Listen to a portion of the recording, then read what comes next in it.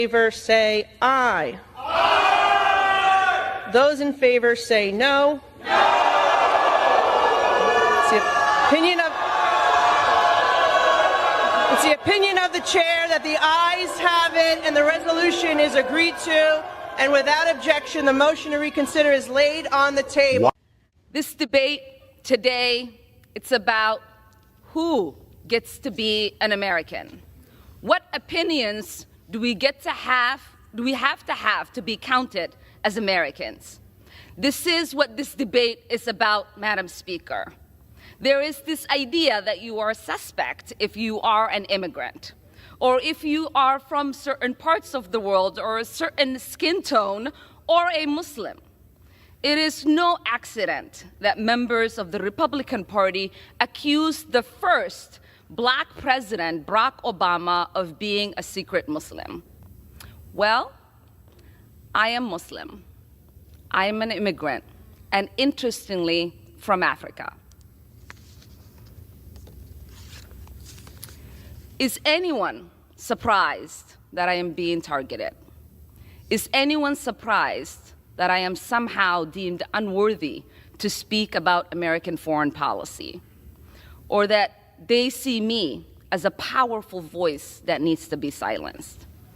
Frankly, it is expected. Today, we're diving straight into one of the most intense congressional showdowns we've seen lately. A fiery exchange that put identity, law, and the Constitution head-to-head. At the center of it all, Representative Ilhan, who came out swinging with bold accusations, but it didn't end the way she may have hoped. Let's break this all down into 10 key moments that tell the real story and expose the deeper battle going on behind the headlines. Ilhan Omar started off by painting herself as a victim of racism, of Islamophobia, and of political targeting. Gentleman reserves.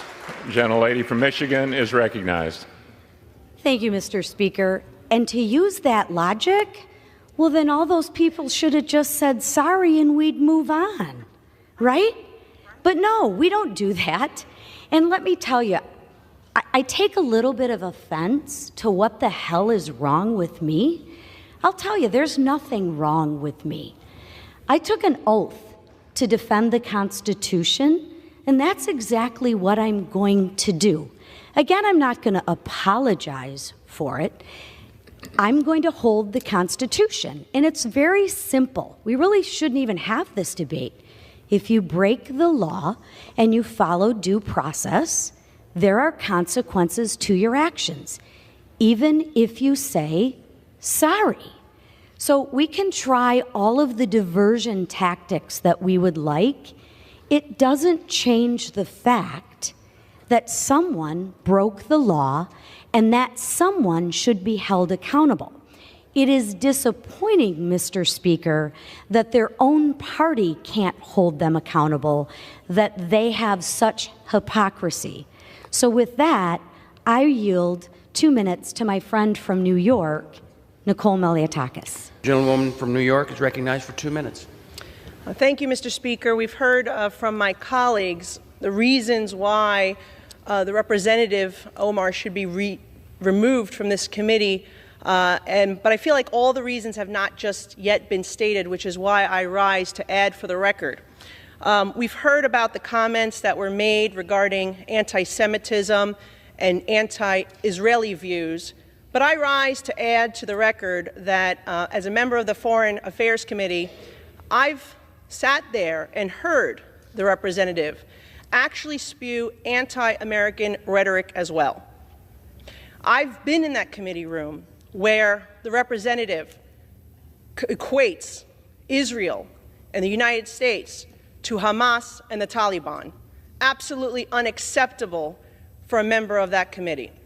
I've also heard the representative equate that it is the United States' fault that there is turmoil in Venezuela, that is not because of the oppressive socialist and communism that has spread throughout Central and South America in Venezuela at the hands of the Maduro and Hugo Chavez regimes. That is unacceptable. And as a New York representative, to hear the representative belittle, to try to diminish the worst terrorist attack on United States soil on September 11, 2001, as some people did something, that is unacceptable as well. And I hold the same standard for this side of the aisle that I do the other, because when another colleague on my side said something about 9/11, I also voted to have her removed from the Education Committee because I thought that was inappropriate. So I'm being consistent here, and I hope my colleagues will do the same to show that this is about consistency and accountability, because we should not have an individual with those views on the committee that is tasked with representing our country and our Congress to foreign nations. You know, 99.9% of people I talk to, they don't have any umbrage with immigrants.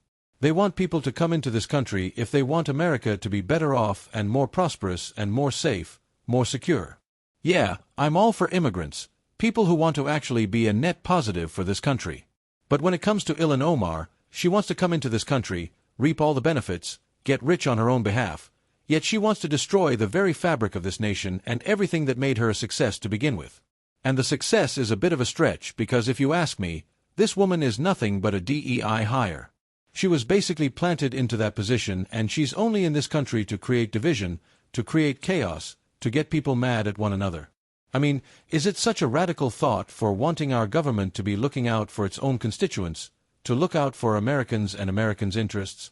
Because the way it is right now, a lot of Democrats in power, Ilhan Omar especially, they want ill will towards other Americans. It doesn't make sense. Like right here, she's crying about how she's an immigrant, poorly treated, this, that, or the other. You're treated that way because you treat the other side with contempt, hatefulness, and hostility. So, it is no wonder that you get that in return because you're actively trying to destroy this country. I'm sick and tired of hearing the whining, the excuses. If you hate this country so much, why don't you leave this country and go to whatever country that you want to go to, because it's clear America is not doing it for you. So just kick rocks. And something nobody else ever mentions is this woman married her brother. This is not a conspiracy. This is not a talking point amongst Republicans, as they like to say. This is a documented fact. In order to get into this country, she married her biological brother. I don't understand how people can see that and not be grossed out, not be disgusted by it, because this should not be happening, especially if somebody's a sitting member of Congress and they're out here doing something like that. I don't know about you, but I want to go back to the days where people in Congress held themselves with dignity, respect, and was actually open to hearing other sides and having political discussions and not just calling the other side evil because we somehow hate immigrants, even though that could not be further from the truth. But yeah, let me know your thoughts on this down below. Out of all the members of the squad, AOC, Ilhan Omar, and all the others, who do you think has the best future in politics, if any of them? Let me know. I'd love to know your thoughts on that. And if you enjoyed, make sure to smash a like, comment, subscribe, and wish you guys nothing but the best. Till next time.